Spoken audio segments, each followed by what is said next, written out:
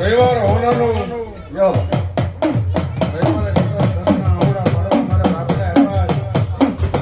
બધા દગના ahoડા લેવા હું રાપડેથી બહાર નીકળું.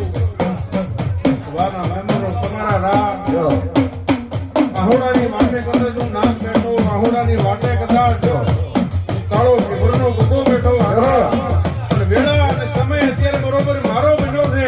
આમ દૂધના કટોરે જો પીવું નહીં તો વેળાનો નાક મટી જાય.